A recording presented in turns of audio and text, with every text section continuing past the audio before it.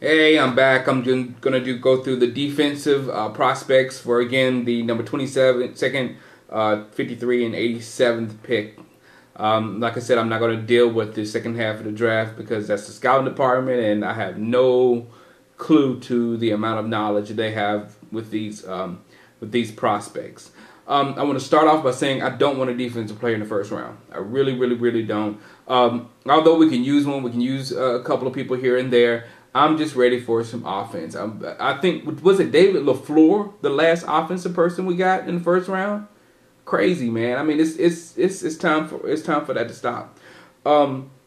As far as defense, this is my overall thoughts for the defense. First, we got a whole new defensive scheme, so therefore we really don't know where we're weak at. I mean, we have inclination that we're weak at nose tackle because we just really have Fergie there. And we also think we're kind of weak at the cornerback position.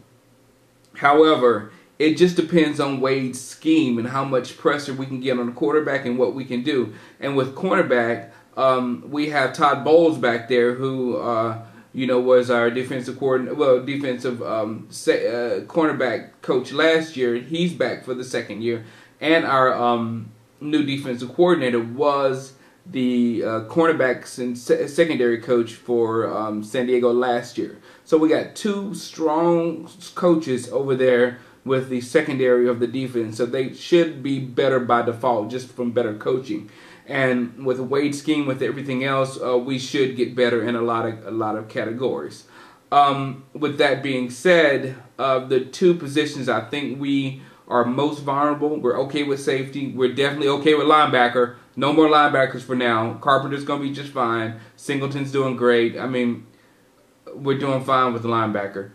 Defensive end, I think we're okay. We can shovel in bodies backing out because we have Canty, Spears, Hatcher, Greg Ellis if he comes back. If he comes back, I want him to be at the defensive line because I know a lot of people disagree with me at the linebacker position, but I was very skeptical of him there just because of his lateral movement. And when I saw Clinton Portis just take him that corner on him, I said, no, Greg Ellis needs to be on that line. He is our only option of getting pressure on the quarterback as of now, but hopefully Wade's scheme will find some more gems in our top quality defensive players that we have on this team because we got some good defensive players.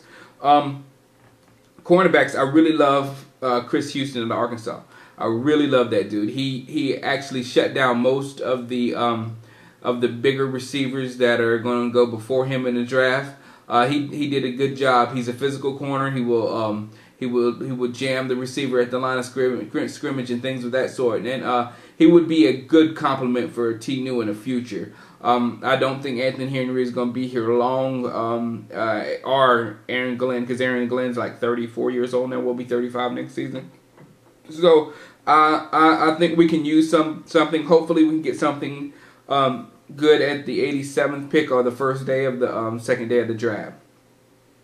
Also, defensive tackle. Now, I like Alan Branch a lot, but that's one of those players we're going to have to move up to get. You know, that's what Jerry was talking about. We have to package some players and move up. And I am not, two things I'm not a proponent with the draft. Drafting for need, I hate hearing that. I hate hearing we're going to go for a need position, and I hate moving up in the draft unless it's a bona fide superstar that we're going to go get. You know, I hate both of those moves. I like moving down. I don't love moving down, but I like moving down, and I love drafting the best player available. Love that philosophy. But Alan Branch, the reason why I like him a lot because Wade, he was successful in Buffalo with a big, huge, monstrous man called Ted Williams. And Ted was just huge, and what he did is he just sucked up the middle, you know.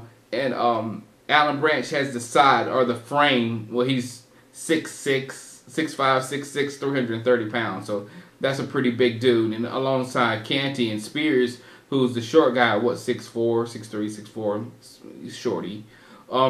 But those big guys can get their hands up, and it's just going to be horrible on the quarterback under like 6'3" or 6'2" to operate behind that defensive line.